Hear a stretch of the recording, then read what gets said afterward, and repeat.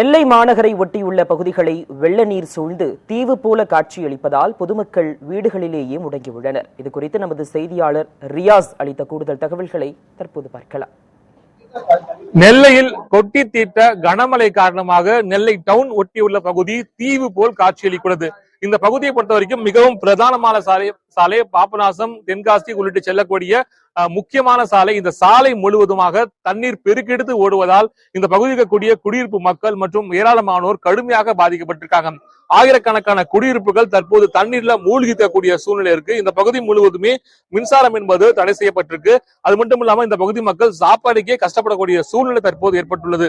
இந்த குடியிருப்புகளை பொறுத்த வரைக்கும் சுமார் 1000க்கும் மேற்பட்ட குடியிருப்புகள் இந்த பகுதியில இருக்கு. இந்த பகுதி முழுவதுமாகவே தற்போது தண்ணீர் சூழ்ந்திருப்பதால மக்கள் பெரிதும் பாதிக்கப்பட்டிருக்காங்க. அது மட்டும் இல்லாம இந்த தண்ணீரை பொறுத்த வரைக்கும் பாம்பு உள்ளிட்ட விஷச்சந்துகள் வீடுகளுக்குள் இங்கு செல்வதால மக்கள் பெரிதும் பாதிக்கப்பட்டிருக்காங்க. எங்க போயிட்டு இருக்கீங்க? என்ன ஆச்சுங்க? பஸ் விட்டு வந்தாச்சு.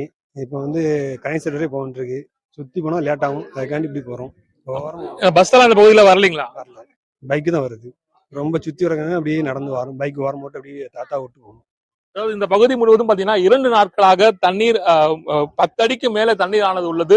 வீடுகள் அனைத்துமே தண்ணீர்ல மூழ்கி இருக்கு. இந்த பகுதியில மக்கள் பெரிதும் பாதிக்கப்பட்டிருக்காங்க. என்ன மாதிரியான பாதிக்கப்பட்டிருக்கீங்க நீங்க? சார், ஒரு 3 நாளா கரண்ட் இல்ல சார். இப்போ தண்ணி இது வரைக்கும் நாங்க இந்த ஏரியால இருக்கோம். ஒரு 30 வருஷமா அங்க இருக்கோம் சார். எனக்கு 25 வயசு ஆகுது. தண்ணி பாத்தீங்கன்னா இது அளவுக்கு காலெல்லாம் வந்திருக்கு. ஃபர்ஸ்ட் டைம் கழுத்தெல்லாம் வந்துருச்சு. முக்காவாசி வீடு நிறைஞ்சிருச்சு. என் வீடு இடிஞ்சிருச்சு சார். கீழே அந்த வாக்கியால் விட்டு இடிஞ்சிட்டு சார். எங்க வீடு இடிஞ்சு உள்ள இருக்கு. ஆனா யாருமே இது வரைக்கும் பாக்கல சார். எதுவுமே எதுவுமே வர பாக்கல. சாப்பாடு எதுவுமே வரல சார். 2 நாளா கரண்ட் இங்க எதுவுமே இல்ல. இங்க 1000 மேற்பட்ட குடும்பத்தில் இருக்காங்க. யாரும் பார்க்க வரலையா? கண்டிப்பா வரல. ஏன்னா இங்க யாரும் வர முடியல. இங்க இப்போ 2 நாள் ஆகுது. இங்கே எவ்வளவு தண்ணி இருக்குன்னா 2 மணி தண்ணி எவ்வளவு இருக்கும்னு நீங்க நினைச்சு பாருங்க சார். இது எவ்வளவு தண்ணி இருக்கு சார். யாருமே வரல. போட் எதுவுமே வரல சார். அது போக பாத்தீங்கன்னா இங்க பேட்டை பழையப்பட்ட நிறைய ஊருக்கு போற சார். பஸ் ஒரே வழி இந்த வழிதான். இதுல நிறைய மக்கள் கடந்து போறப்போ பார்த்து போகாம ஒருத்தர் தவறிட்டாங்க சார் இந்த இடத்துல. அதாவது இங்க பொறுத்த வரைக்கும் 2 நாள் தண்ணியில இருக்கீங்க. சாப்பிட்டீங்களா நீங்க? இல்ல சார், சாப்பாடு இல்லாம பட்டினியான சார் கிடக்கும். நாங்க என் வீட்டுக்கு பாருங்க சார். எவ்வளவு தண்ணி எனக்கு இடுப்புல தண்ணி எடுக்கு சார். என் வீடு பாருங்க. ஒண்ணுமே இல்லை. இன்னும் வாங்கப்பா சார். கண்டிப்பாங்க சார். பார்த்தாதான் உங்களுக்கு நிலைமை தெரியும். என் வீடு என்ன நிலைமை இருக்குன்னு. என் பொண்டாட்டி அவதி வீட்டு கூட்டு வச்சு எல்லாம் நாங்க அவதிப்பட்டு இருக்கோம் சார். யாரும் பாக்கலையா? ஒருத்தர் எந்த அதிகாரம் யாரும் வரல சார். வராதான் எங்க பிரச்சனை சார். பார்த்துட்டு தானே போவாங்க. நாங்க இப்ப அவதிப்பட்டுமோ சார். எந்த கட்சியிலும் நேத்து எந்த அளவுக்கு தண்ணி இருந்துச்சு? இப்ப தண்ணி குறைஞ்சிருக்குங்களா? நேத்தோட இன்னைக்கு தண்ணி குறைஞ்சிருக்கு. ஆனால் மெதுவாக இன்னும் தண்ணி இருக்கு. பஸ் எல்லாம் போக முடியாதனால ரொம்ப சிரமத்துக்குள்ளாயிட்டு இருக்கும். எங்கேயுமே வெளியே எங்கேயும் போக முடியல. மக்கள் தேவையான அடிப்படை அத்தியாவசிய பொருட்கள் எல்லாம் கிடைக்குதுங்களா? இல்ல, கடைகள் எதுவுமே இல்ல சார். கிடைக்கல. கொஞ்சம் சிரமமா தான் இருக்கு. கிடைக்கிறது இல்ல, எதுவுமே கிடைக்கல. கரண்ட்டுமே இல்லாதனால கொஞ்சம் சிரமமா இருக்கு. ஆமா சார், நீங்க என்ன மாதிரியான பாதிப்பு இருக்கு சார்? வீட்டுல மக்கள் எப்படி முடங்கி போயிருக்காங்க சார்? என்னன்னா 2 நாளா தண்ணி ஃபுல்லா போயிட்டு இருக்கறதுனால கரண்ட் இல்ல. மேல டேங்க்ல உள்ள தண்ணி காலி ஆயிருச்சு. இப்போ இந்த தண்ணியை தான் எடுத்து யூஸ் பண்றக்கூடிய நிலைமை இருக்கு. பால் பாக்கெட் இல்ல. பால் பாக்கெட்டுக்காண்டி நாங்களும் எங்கெல்லாம் வெளியே தேடி அலைஞ்சிட்டு இருந்தோம். ஆனா ஒண்ணுமே அது பண்ண முடியல.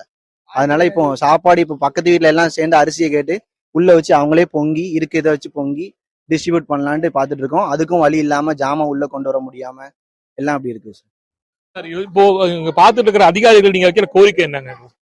இல்லங்க, எல்லாருமே வராங்க. ஆனா அந்த தண்ணி எங்க ஆரம்பிக்கும் அங்கே நின்று போயிருந்தாங்க. தண்ணி இப்ப இங்க முட்டளவு தான் இருக்கு. இங்க கூட வர மாட்டேங்காங்க. தண்ணி இருக்குன்னு அப்படி மெயின் ரோட்ல நின்று திரும்பி போயிருந்தாங்க. அவங்க இன்னும் கொஞ்சம் உள்ள எல்லாம் இந்த மாதிரி தண்ணி போன இடத்துல பாத்துட்டு இருக்காங்க. தண்ணி போகாத இடத்த யாருமே பார்க்க மாட்டேங்காங்க.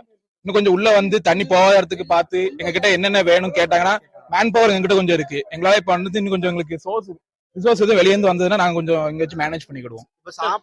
இந்த அளவுக்கு தண்ணி இங்க இருக்கிறதுக்கு என்ன காரணங்க தெரியல. நான் இந்த வருஷம் தான் ரொம்ப மழை பெஞ்சதுனாலயா இல்ல என்ன காரணம்னு தெரியல. அங்க பக்கத்துல குளம் உடஞ்சிருச்சு அப்படிங்காங்க. அதுல எல்லாம் உடஞ்சு அப்படி வந்துருது. எப்பவுமே அந்த வாய்க்காலோட எப்படி போயிரும். இந்த அடி குளம் உடஞ்சதா இல்ல அந்த பக்கம் வீடுகள் நிறைய வந்ததுனாலயான்னு தெரியல. ஃபுல்லா அங்க இது வந்துருச்சு. இந்த பகுதி முழுவதுமே தண்ணீரால சூழப்பட்டிருக்கு. இங்க இருக்கக்கூடிய வாய்க்கால் அனைத்தும் உடைந்து போய் ஊருக்குள்ள தண்ணி வந்ததால இந்த மக்கள் பெரிதும் பாதிக்கப்பட்டிருக்கா தெரிவிக்கிறாங்க. இங்க பொறுத்த வரைக்கும் மக்கள் ஏராளமான மக்கள் குடும்பமாக அதாவது வேறு இடத்துக்கு செல்ல வேண்டிய சூழ்நிலை ஏற்பட்டுள்ளது. தங்களுக்கு தேவையான அடிப்படை தேவைகளுக்கான பால் உள்ளிட்ட உணவுப் பொருட்கள் எதுவுமே கிடைக்காமல் சிக்கி தவிப்பதாக இப்பகுதி மக்கள் புகார் தெரிவிக்கிறாங்க. தொடர்ச்சியாக 2வது நாளாக இந்த பிரதானமான சாலைக்கு இருக்கக்கூடிய பாபநாசம், பழையப்பேட்டை அதே போல பல்வேறு ஊர்களுக்கு பகுதிக்கு செல்லக்கூடிய இந்த பிரதானமான சாலை முற்றிலுமாக தண்ணீரால் சூழப்பட்டிருக்கிறதால போக்குவரத்து முற்றிலுமாக தடை செய்யப்பட்டிருக்கு. அதிகாரிகளும் உயர் அதிகாரிகளும் உடனடியாக விரைந்து நெல்லை மாநகராட்சியுடைய 44வது குழுவுக்கு உட்பட்ட பகுதி மக்களுக்கு உதவ முன்வர வேண்டும் என்பது இந்த பகுதி மக்களுடைய கோரிக்கையா இருக்கு. ஒளிப்பதிவாளர் பார்த்தசாரதியுடன் நான் ரியாஸ், நியூஸ் 7 தமிழ், நெல்லை.